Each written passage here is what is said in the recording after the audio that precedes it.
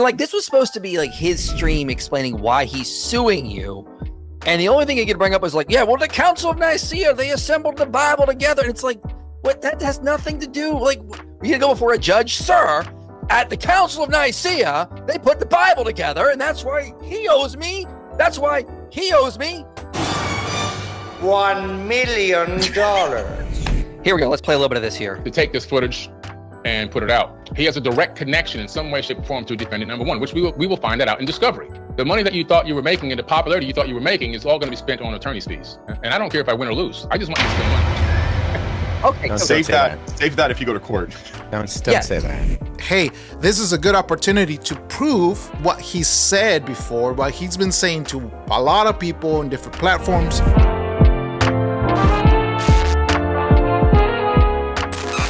Three scholars expose what Billy Carson was on his famous debate with Wes Huff. One of them is Wes Huff. The other one is Mike Winger and Michael from Inspired Philosophy. These three guys, they get together and they start actually breaking down what happened and how Wes Huff actually went to, literally just to this podcast and had this debate with Billy Carson. To the point that Billy Carson, if you guys know, if you guys have been watching my videos and other videos too, which I encourage you to watch, Billy Carson actually claims that he was ambushed by his own friend. He was set up. He had malicious intentions with this streaming and trying to just have questions about his theology and all this stuff that he claims about the Bible not being truth. So, based on this, the three scholars that I named was Huff, Mike Winger, and Mike from Inspired Philosophy. They break down what happened on the live stream on Sunday with Billy Carson. Are you guys ready? All right. So before we go into this, make sure you go into my Patreon, become a member. If it's for free. Also, if you want to become a member and help us out at reaching out more people and stuff like that, please do so. You can actually become a member for free. Also, paid member from $1 to $10 a month, whatever you want to donate, it's welcome. It's well appreciated. Now, with this being said, I want to make sure those groups that I have, we start actually getting people so we can set up the groups, times, schedules, stuff like that. All right. Based on that, all right, go to my Patreon, check it out. Let's go to the video. And like, this was supposed to be like his stream explaining why he's suing you. And the only thing he could bring up was like, yeah, well, the Council of Nicaea, they assembled the Bible together. And it's like, what? That has nothing to do. Like, you're going to go before a judge, sir. At the Council of Nicaea, they put the Bible together. And that's why he owes me. That's why he owes me $1 million.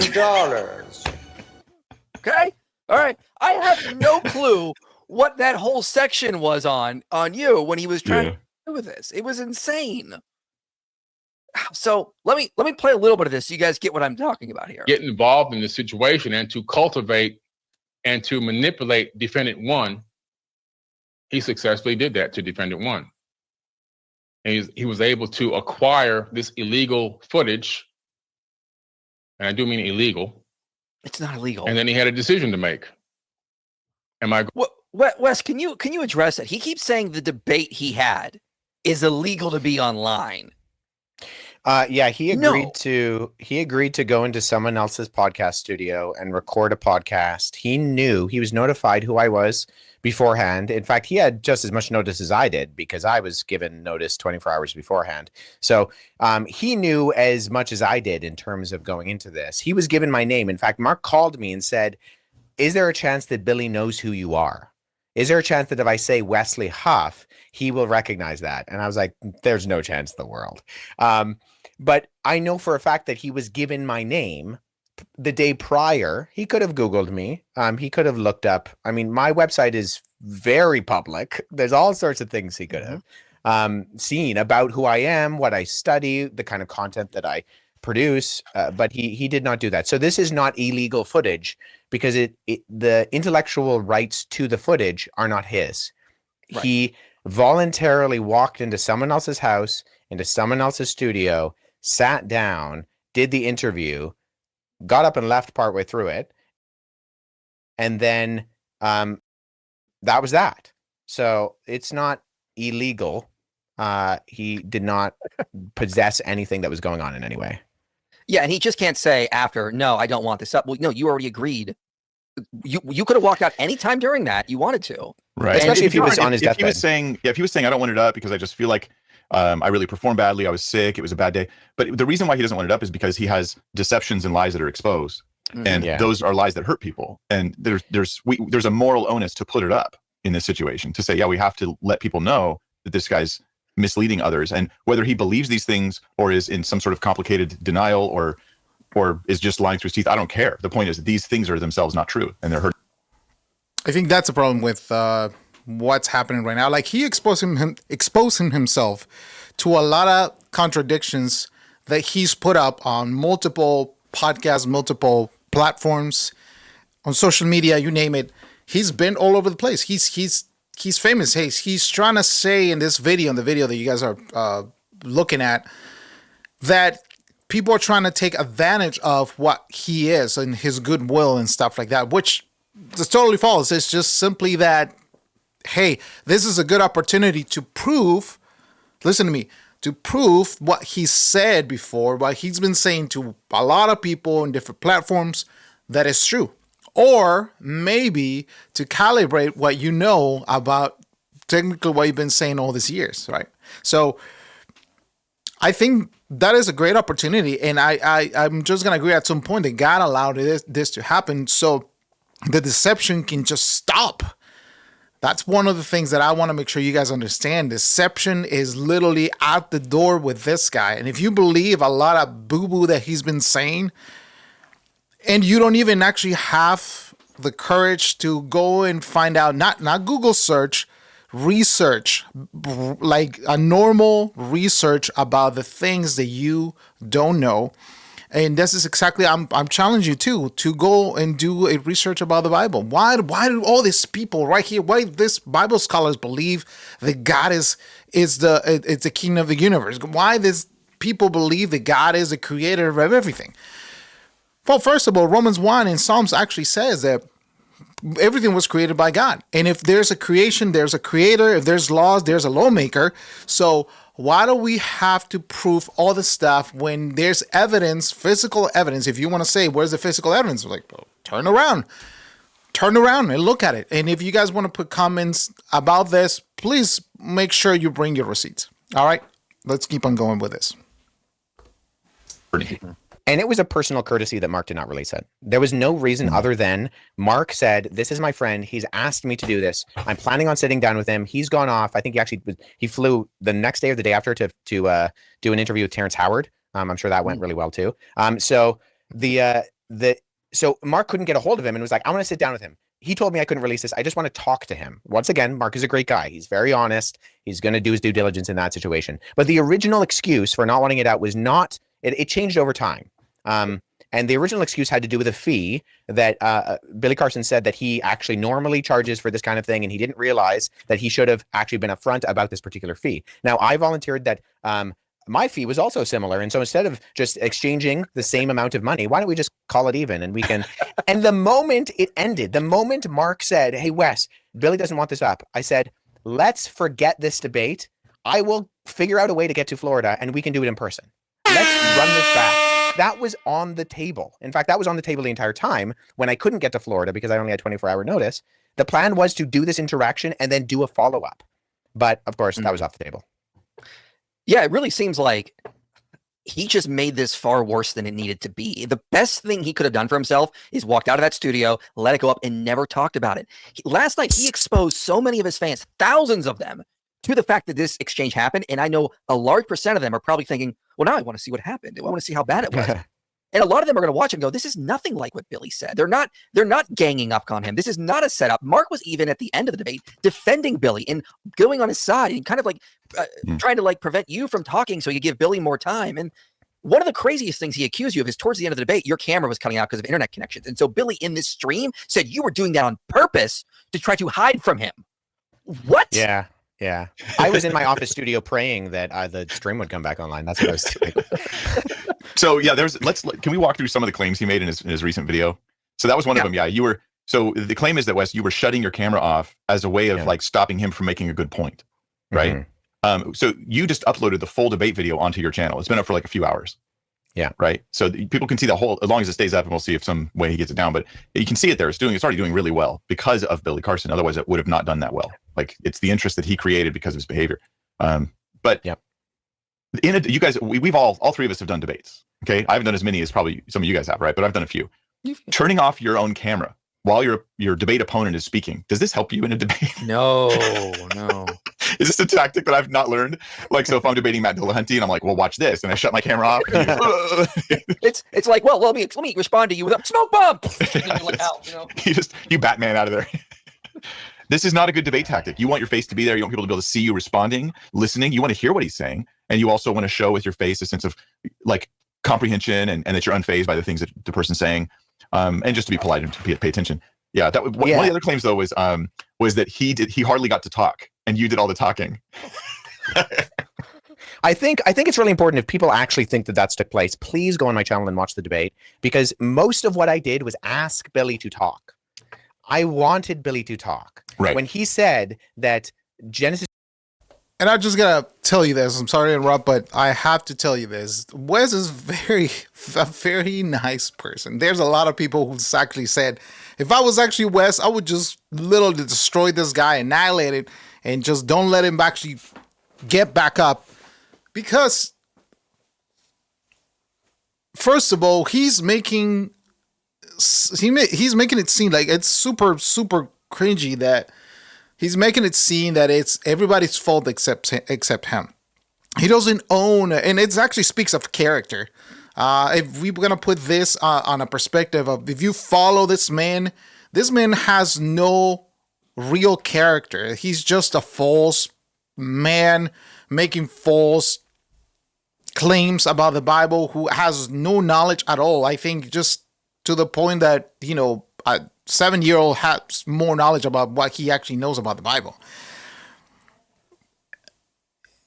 I think the thing is, this is what it is. There was a debate with Frank Turek where a person actually asks, like, if you put, and this is a skeptic guy asking this question, if you put a Christian person in a room full with atheist content, you are gonna notice that person is gonna come out of that room after 30 days being an atheist.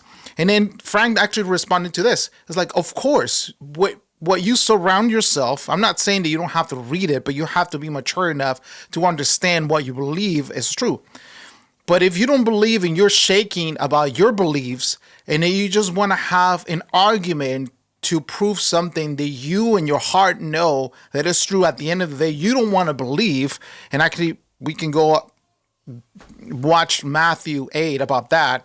And the people actually says at the end of the verse, at the end of the chapter, says that people was amazed, but at the same time, they were not impressed, and they asked Jesus to leave the area. They didn't want his power, they didn't want his healing, they didn't want his salvation, so they rejected Jesus. So at the end of the day, it comes down to, how much do you want to reject Jesus?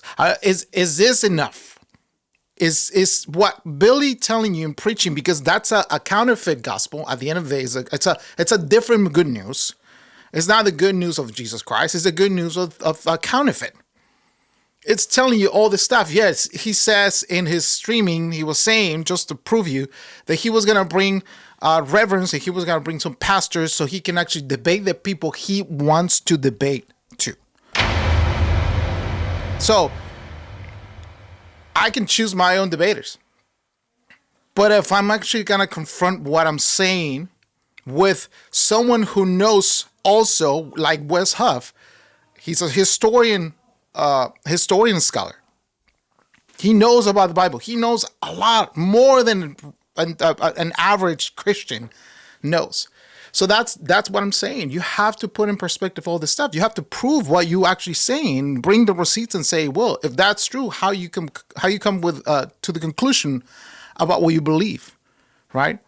So let's continue with this. And after this, I'm gonna Go to Matthew 8 really quick. This is chapter 1, word for word copies from the Enuma Elish. I wanted him to give a summary of the Enuma Elish because I have read the Enuma Elish and I've read it in its original languages. And I know it does not sound anything like, which he proved. He did give me a summary, and the summary didn't sound anything like Genesis chapter 1. And so Billy had a lot of chance to talk. It's unfortunate that is the claim that he's made. Yeah, absolutely. Yeah, he talked way more than you did in the stuff I'd seen. You ask a question, he would go on and on and on. Then you'd offer a quick, succinct thought, and then he would go blah, blah, blah, blah, and then he was reaching because he was reaching for something, so he would talk even more. And my camera was not cutting out at that point. It did cut out near the end, but it cut out right at the beginning, and then it was totally fine, and it cut out right at the end. But he had more than enough chance to monologue. Yeah. Here we go. Let's play a little bit of this here. To take this footage and put it out. He has a direct connection in some way, shape, or form to defendant number 1, which we will find that out in discovery. The money that you thought you were making and the popularity you thought you were making is all going to be spent on attorney's fees. And I don't care if I win or lose. I just want you to spend money. Okay. No, So Save that if you go to court. Don't say that. well, Save that if you go to court. You'll need that. Wait, let me just go back to what he said. I'm sorry. I think I interrupted where he says something important. You go to court. If I win or lose. I just want you thought you were making and the popularity you thought you were making is all going to be spent on attorney's fees. And I don't care if I win or lose. I just want you to spend money. okay. Don't So, say Save that if you go to court. Don't say that. well, Save that if you go to court. You'll need that. he just look, as I said earlier, he if is you ever delusional. have to hire a lawyer, the first thing the lawyer is going to tell you, shut up, no more talking. Don't talk about this anymore.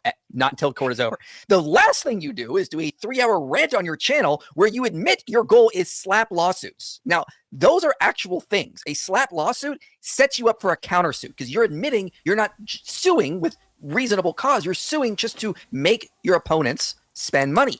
That doesn't look good in court. And That's right. That's why there's a term for it, slap lawsuits. And they can turn back and they give someone like Wes and defendant number 1 and defendant number 3 grounds to countersue Billy because he's now admitted this is just a slap lawsuit at this point. He has just destroyed his own case and he doesn't realize it. You can't say that kind of stuff because you're basically admitting the lawsuit is not real. I just want you to get to spend money, and that can be used against him. That's online now. So he's just destroyed his own case if he actually thinks he has one. Yeah. Incredible stuff. You see? Really? Check this out. I got it right here in front of me. Slap lawsuits. A strategic lawsuit against public participation, SLAP, is a civil complaint or counterclaim that aims to silence or intimidate critics by making them pay for a legal defense.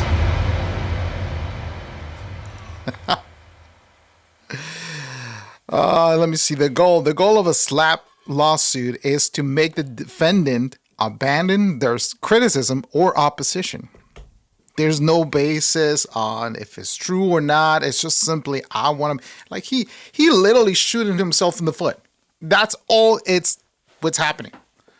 So he wants, ladies and gentlemen, he wants to sue the moderator for $1 million. That's right, folks. He's onto him. He's gonna get him. And it's like, are you just trying to make this hilarious for us? Yeah, and let me say this about Mark.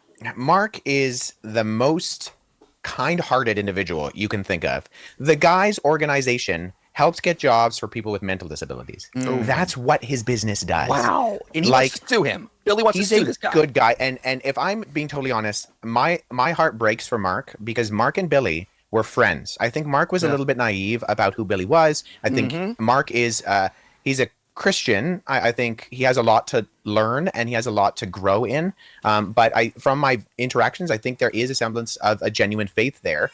At the same time, though, I think this kind of not really understanding who Billy was, and if for nothing else, his eyes have been opened, but Billy is genuinely hurt Mark. And that is very sad to see because this is someone who is a physical neighbor that causes complications. Yeah. Their wives are friends, Billy's wife and Mark's wife. Like this is a very messy situation. I've largely been completely detracted from this. If for nothing else, then I was the kind of perpetrator in the person who caught Billy. And then just for this, that's it.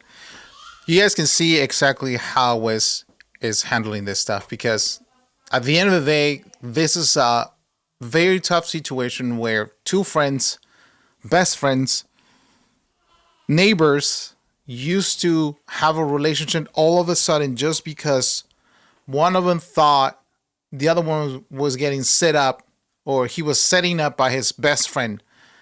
And you can see that Wes is just like, you know what? It's not cool. I'm not good with this. I don't like that, because if it was my own friend, that will be something, that hurts. And that's exactly, I think, the main motive. And also another things, among others, that Billy Carson is literally just acting this way because he is hurt. He is, I guess, just devastated in that sense that his own friend kind of like, he thinks he's trying to set him up for failure, but it's not. It's not. I think it's just the narcissistic, if I can say, a narcissistic way to see stuff, that everything evolves around you. Everything, it's about you. Everything is totally, people are just little, you're the main character. You're the main character of this thing.